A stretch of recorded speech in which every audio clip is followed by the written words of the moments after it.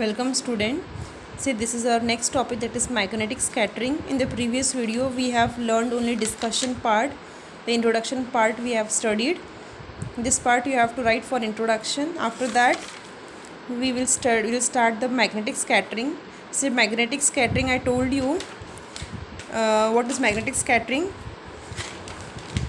Magnetic scattering means the scattering takes place when this neutron beam also has particular magnetic moment with it. ठीक है, neutron जो beam होता है इसका खुद का एक मैग्नेटिक मोमेंट होता है. उसका इंट्रैक्शन अगर न्यूक्लियस के परमानेंट मैग्नेटिक मोमेंट से होता है और उसके बाद स्कैटरिंग होती तो उसको बोलते हैं मैग्नेटिक स्कैटरिंग. ठीक है, इसको बोलते हैं मैग्नेटिक स्कैटरिंग. अगर ये जो न्यूट्रॉन का बीम है जिसको हम लोग बॉम्बार्ड कर रहे हैं इस एटम के ऊपर और एटम के अंदर न्यूक्लियस है, न्यूक्लियस से खुद का परमानेंट मैग्नेटिक मोमेंट होता है. अगर ये जो रेज इसके बॉम्बार्ड कर रहे इसका मैग्नेटिक मोमेंट और इसका परमानेंट मैग्नेटिक मोमेंट अगर इंटरैक्ट हो रहे हैं और उसके बाद अगर स्कैटरिंग हो रही है इस न्यूट्रॉन की तो उसको बोलेंगे हम लोग मैग्नेटिक स्कैटरिंग. तो यही इसके अंदर दिया हुआ है इतने पार्ट के अंदर. Thus neutron can be scattered by interaction of the magnetic moment with an atom और आयनिक की. वही इन्फॉर्मेशन मैंने जो बताया वही इन्फॉर्मेशन दी है इसके अंदर. ठीक है, उसके बाद बताया है कि this type of scattering is generally refer to as magnetic scattering. अभी जो मैंने बताया मैग्नेटिक स्कैटरिंग क्या होता है वही डिस्क्रिप्शन दिया है इसके अंदर. नाउ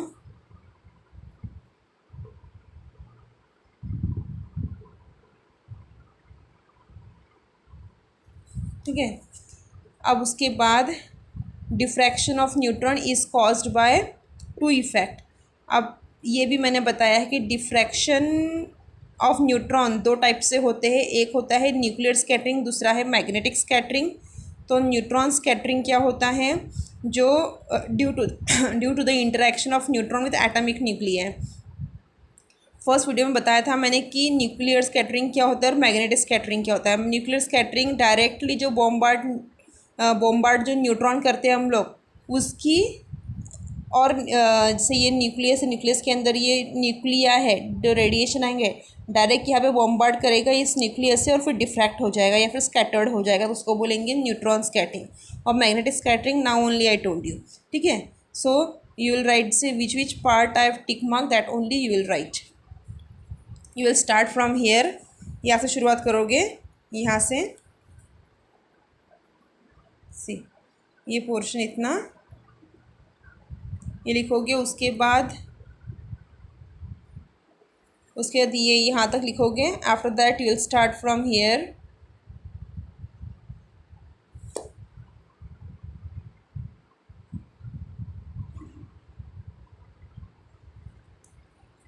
ठीक है,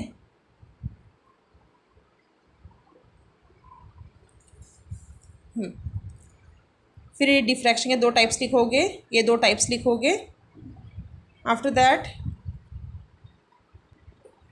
उसके बाद क्या लिखना है, the magnetic moment of atom in a paramagnetic crystal are arrange at random in absence of external magnetic field.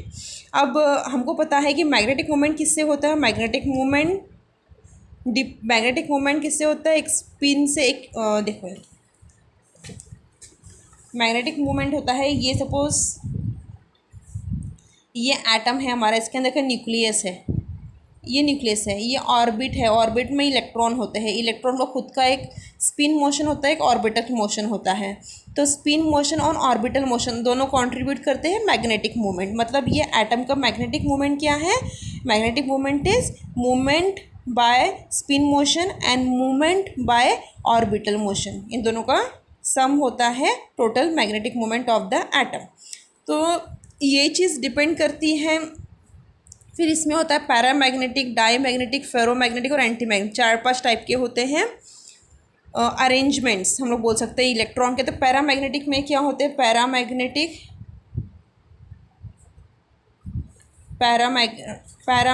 Crystals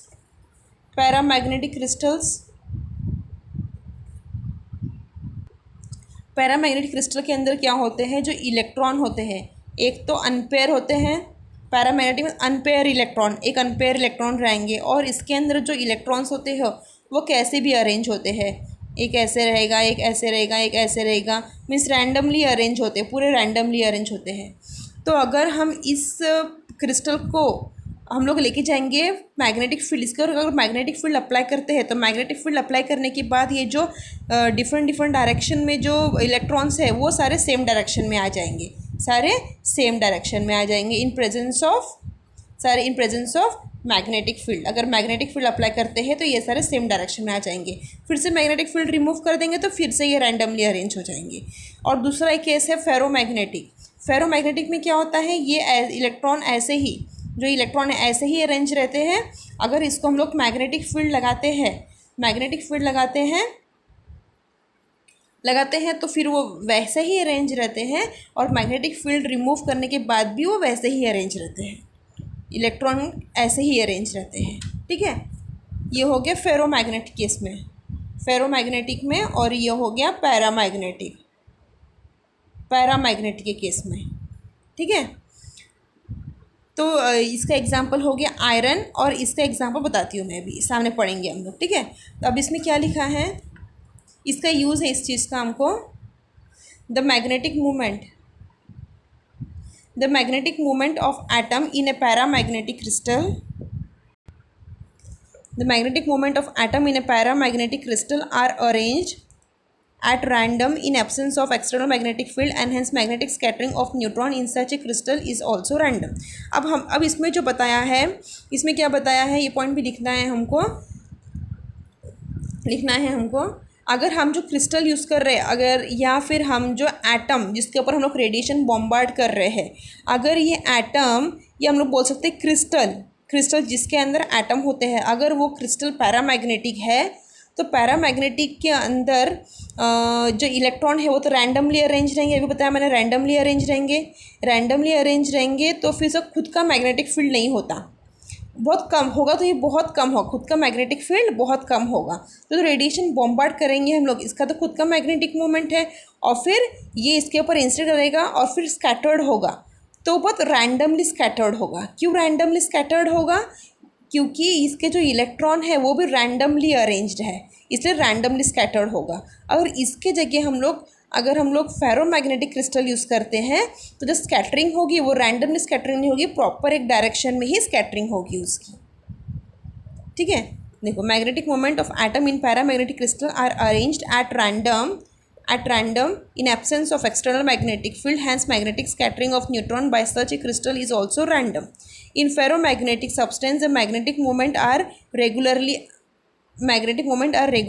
aligned होते हैं। फेरोमैग्नेटिक में क्या होते हैं, जो इलेक्ट्रॉन्स है वो रेगुलरली अलाइंड होते हैं, so that the resultant spin of adjacent atom are parallel even in the absence of external magnetic field. Magnetic field remove होने के बाद भी वो स्पिन रेगुलरली अरेंज्ड ही रहते हैं। लेकिन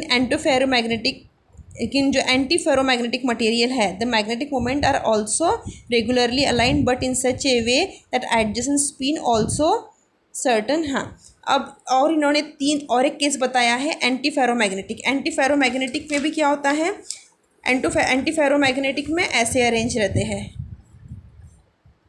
एक ऊपर, एक ऐसा, एक ऐसे, ऐसे इस तरह रहते हैं anti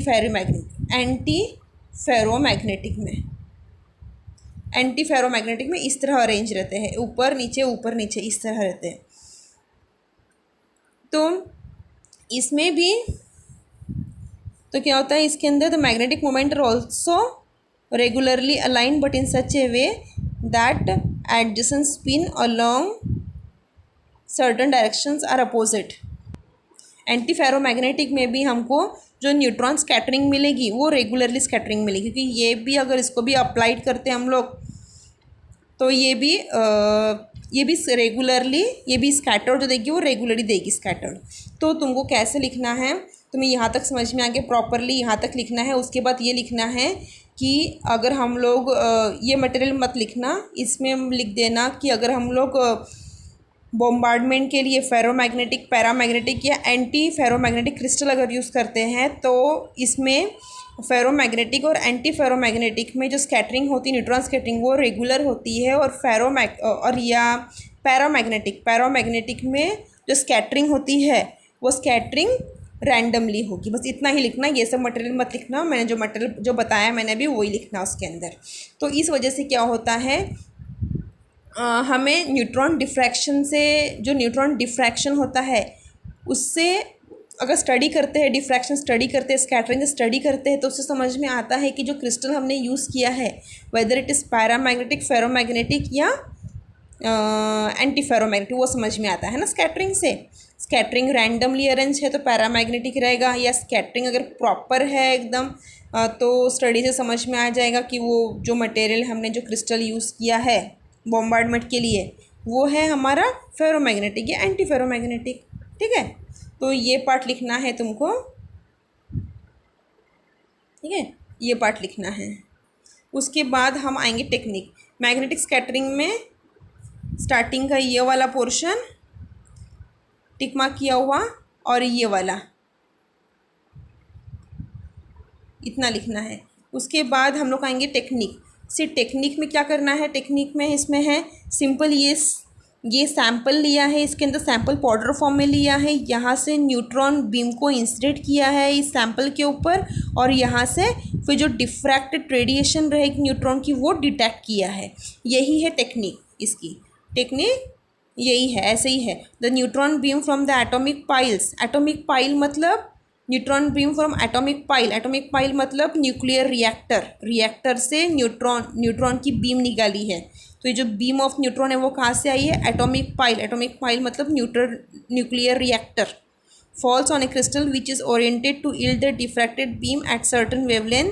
this mono energetic beam fall on the sample, a BF3 counter long pointed toward the sample. अब ये जो काउंटर है ये है BF3 काउंटर, BF3 काउंटर है, ये रोटेट कर रहा है सैंपल के ओर। हाँ ठीक है, फिर ये रेडिएशन, ये जो काउंटर है ये रेडिएशन है, रेडिएशन जो डिफ्रैक्टेड रेडिएशन है वो काउंट करेगा और वो इसकी तरफ भेजेगा, यहाँ भेजेगा, डिटेक्टर रहेगा उस तरफ भेजेगा, फिर वहाँ उसके रेडिएशन डिटेक्ट होंगे। इतना पोर्शन हो गया, ये टेक्निक हो गई। 4 मार्क के लिए पूछते हैं। स्टार्टिंग में तुमने थोड़ा सा ये वाला जो स्टार्टिंग में है वो इंट्रोडक्शन पार्ट लिख दिया। उसके बाद ये डायग्राम बनाओगे, स्कीमेटिक डायग्राम, एंड थोड़ा सा इन्फॉर्मेशन लिख दोगे कि स्कीमेटिक डायग्राम में क्या क्या हो रहा है। फिर बस यहाँ तक लिखोगे, यहाँ तक, इतना पोर्शन सफिशेंट है किसके, मैग्नेटिक स्कैटरिंग के लिए। यहाँ से शुरुआत करोगे तुम लोग, यहाँ से after that in this page यहाँ तक लिखोगे। उसके बाद ये इतने पॉइंट्स लिखोगे, ये वाले पॉइंट्स। फिर ये वाला पॉइंट बताया मैंने, इसके अंदर डिक्टो ऐसे नहीं लिखना है, कैसे लिखना है वो बताया मैंने तुम लोगों को। ये एक पार्ट जो मैंने बताया वही पार्ट लिखना है। उसके बाद तुमको ये टेक्निक में ये फिगर बनाना है और ये वाला पोर्शन लिखना है कि इस फिगर में इस स्कीमेटिक डायग्राम में क्या क्या हो रहा है। ओके, इसके बाद अप्लीकेशन भी पूछा है एग्ज़ाम में हमको, तो अप्लीकेशन भी देख लेते हैं। इस न्यूट्रॉन डिफ्रैक्शन की अप्लीकेशन क्या है। इट इज़ फर्स्ट पॉइंट लिखोगे तुम लोग, neutron diffraction is mainly use to ascertain location of light atom in presence of heavier one. ये फर्स्ट पॉइंट लिखोगे तुम लोग यहाँ से यहाँ तक कि अगर पूरा एक क्रिस्टल है या बहुत सारे एक ग्रुप है, उसमें से न्यूट्रॉन डिफ्रैक्शन इजीली डिटेक्ट कर लेता है, लाइट एलिमेंट को, लाइट एटम को इजीली डिटेक्ट कर लेता है in presence of heavy ones. अगर हेवी और लाइट एटम्स है तो वो इजीली डिटेक्ट कर लेगा लाइट वाले एटम्स।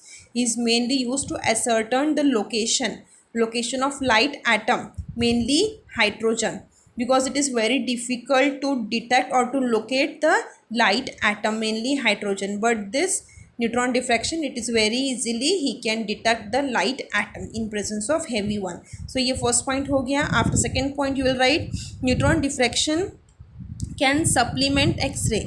ये second point लिखोगे, neutron diffraction can supplement X-ray diffraction where the sample contain element which are either very close in atomic number or very far apart. अब कि सेकेंड पॉइंट क्या लिखोगे, ये पॉइंट लिखोगे कि neutron diffraction it has the capacity कि जो अगर एटम्स है उनका क्लोज एटॉमिक नंबर भी है तो भी वो डिस्टिंक्ट कर देता है, प्रॉपरली डिस्टिंक्ट करता है कि कौन कौन से एटम्स इसके अंदर प्रेजेंट है।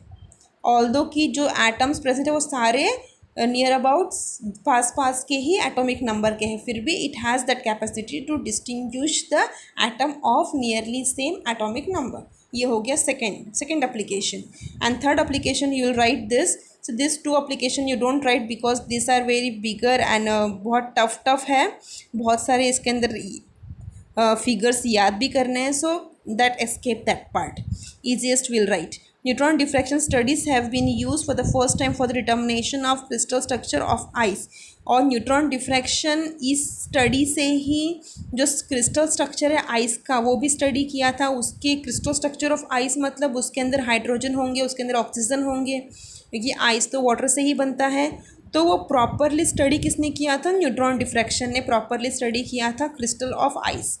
ठीक है, तो ये पॉइंट भी हम लोग लिखेंगे कि it is this point is also easy. हो गया, ये पॉइंट लिख दिया। उसके बाद ये वाला ये रहने दो, लीव दिस पॉइंट। ये पॉइंट लिख देना कि neutron diffraction it has very biological use, बहुत बायोलॉजिकली यूज़ भी है इसका न्यूट्रॉन का। ठीक है, बायोलॉजिकली यूज़ है, उसमें लिखा है produce intense biological effect even more than X ray and gamma. ये ट्यूमर्स के लिए are rapidly absorb in the fleshy tissue greater concentration. See ये tumour it is very useful in biological field also, जो because of क्यों ज़्यादा biological field में use है, because rapidly absorb in the fleshy tissue. ठीक है, तो tumour detect करने के लिए वगैरह भी इसको यूज़ करते हैं। So this is so here the application we have finished. So this application don't write, क्योंकि इसमें फिर वो कुछ नहीं डिस्टिंग्विश 4-5 टाइप के न्यूट्रॉन होते हैं, cold neutron, slow neutron, thermal, resonance, छोड़ दो उसको। हमको से एप्लीकेशंस लिखनी है। ये बताया मैंने बायोलॉजिकल एप्लीकेशन, ये वाला सी प्रॉपरली देख लो इसको। उसके बाद ये 2 एप्लीकेशंस यहाँ बताई, इसमें 2 पॉइंट है इसी के अंदर स्टार्टिंग में, यहाँ पे 2 पॉइंट्स है।